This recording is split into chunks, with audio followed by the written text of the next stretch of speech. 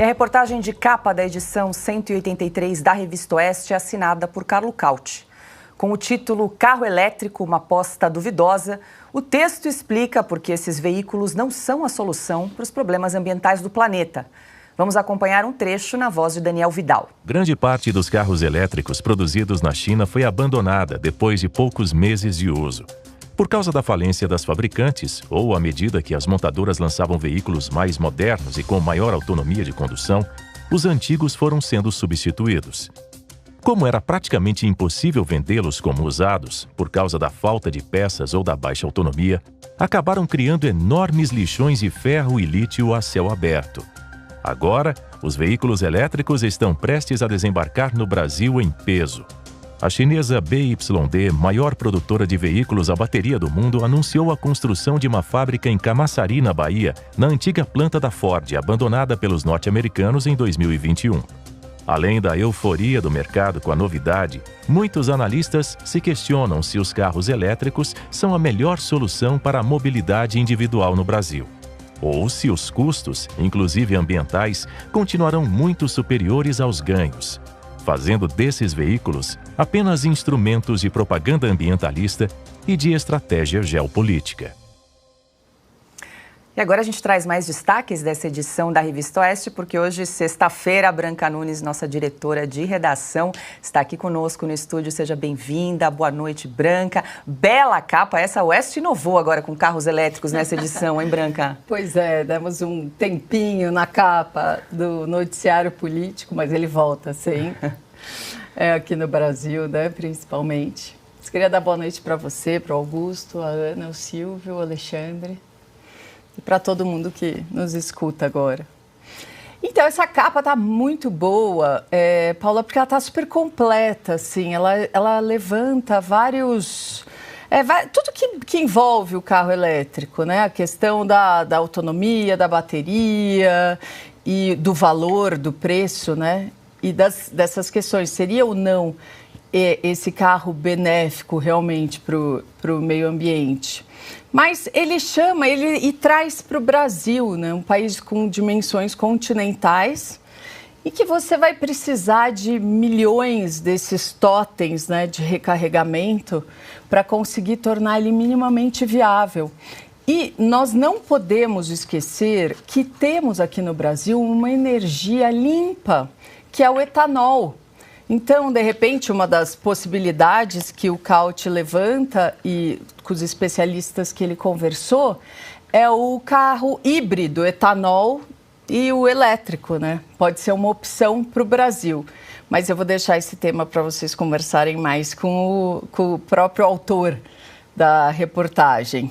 Eu vou destacar o texto do Christian Costa, ele traz o perfil da relatora da CPMI do 8 de janeiro, a senadora Elisiane Gama, e mostra por que o empenho dela, né, em não convocar o Flávio Dino e o G. Dias para falar nessa comissão, falar sobre o que ocorreu naquele dia em Brasília. E como eu vi entre as chamadas, vocês vão tratar disso, mas uma das revelações é o uso do dinheiro público, da verba do Senado para pagar blogs no Maranhão para falarem bem dela, da atividade parlamentar. Dinheiro seu, dinheiro nosso. O Silvio Navarro, que também vai comentar a reportagem dele sobre o Senado, os custos estratosféricos do Senado, a casa da senadora Elisiane Gama, por exemplo, e mostra como os dados, os números do Congresso brasileiro, eles são assustadores, né? São 8 bilhões de reais por ano ou 40 milhões de reais por dia.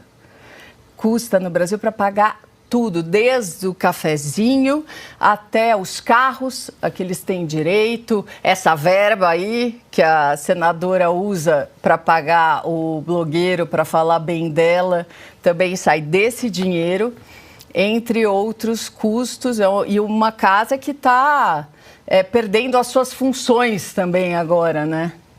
O Congresso não legisla mais aqui no Brasil. O artigo que eu vou destacar hoje é o artigo do Flávio Gordon. Ele pegou uma fala do Barroso na CPMI do 8 de janeiro. É uma fala em que o Barroso explica por que não existe comunismo no Brasil. Então ele vem, vou ler um trechinho rápido aqui, que é assim: com um riso de canto de boca, no qual se misturavam deboche e contentamento no ato de tripudiar das supostas crendices do adversário político imolado, Barroso resolveu explicar, pausada e didaticamente, por que não há nem sinal de comunismo no Brasil contemporâneo. Daí ele coloca a fala do Barroso e depois ele vai destrinchando ponto por ponto.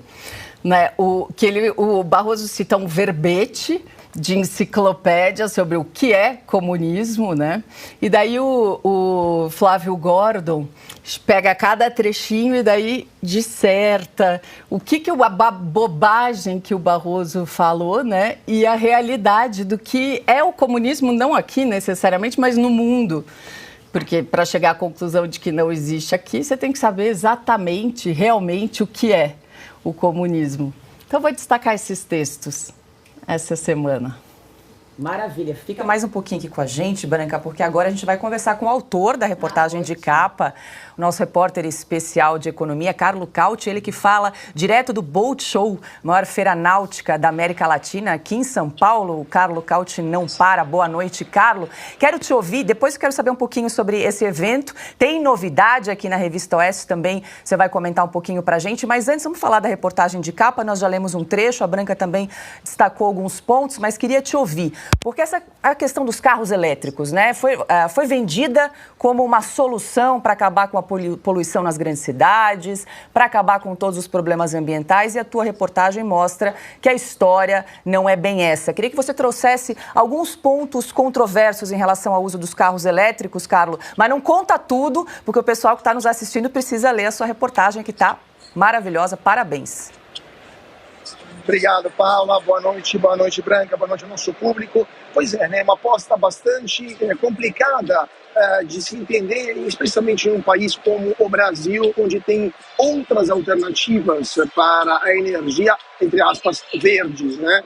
Os carros elétricos, eles apresentam uma série de problemas que vão de um preço muito mais elevado do que a renda média do brasileiro permite adquirir. Há também questões no descarte das baterias, por exemplo, questões também da extração do lítio necessário para a produção dessas baterias, a questão da recarga e até questões geopolíticas. Lembrando que aqui no Brasil teremos a primeira e única fábrica da maior produtora de carros elétricos do mundo, que é a chinesa, BYD, né? Be Your Dreams, como é o acrônimo da sigla BYD, que vai abrir uma planta aqui no estado da Bahia, e tem também tudo um arcabouço político em volta desta abertura. Então, são uma série de questões que fazem refletir sobre se, de fato, o carro elétrico é ou não a solução ideal para a mobilidade no Brasil e quais são os desafios que a gente vai enfrentar no futuro. Carlo, agora conta a novidade para quem está nos acompanhando, que você estreou uma coluna sobre negócios na nossa revista digital, e o Boat Show é destaque da sua coluna dessa semana, né? Exatamente, Paula. A partir dessa semana, os leitores da Revista Oeste vão poder ler uma coluna que estou realizando junto com meus repórteres, uma coluna de economia e de negócios. Vamos falar do Brasil, não apenas os problemas econômicos do Brasil, mas o Brasil que dá certo também. O Brasil que, não obstante todas as dificuldades, continua empreendendo, continua investindo, continua crescendo, continua também dando esmalte, dando lustro, dando satisfações para a economia brasileira. E o setor náutico é um desses setores. Estamos aqui em São Paulo, na feira no Imigrantes, no Expo Imigrantes, e estamos na Boat Show, que é a maior feira náutica da América Latina. Aqui na capital paulista tem mais de 150 navios de luxo, como vocês podem ver atrás de mim, navios de todos os tipos, vão de 8 milhões de reais até mais de 50 milhões de reais. 50 desses navios, ou seja, um terço dos navios que aqui são lançamentos, então é um Brasil que inova também. E também tem novidades de empresas estrangeiras que estão investindo aqui no Brasil porque acreditam, não obstante todos os problemas que a gente conhece muito bem, que relatamos toda semana na Revista Oeste, o Brasil tem jeito sim.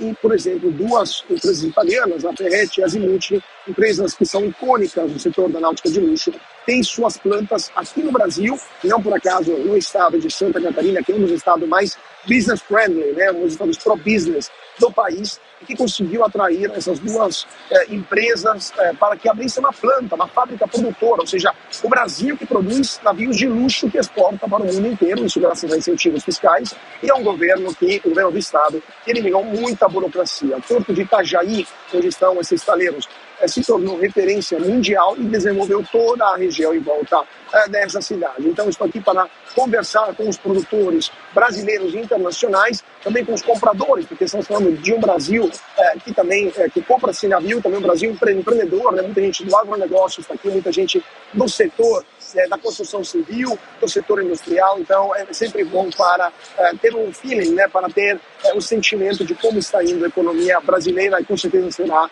matéria para a nossa próxima coluna na semana que vem. Tá, então, Carlo Cauty trazendo as novidades da economia e negócios do Brasil para você, para todos nós aqui. Carlo, muito obrigada, bom trabalho para você, um bom final de semana, até a próxima. Muito obrigado, até a próxima.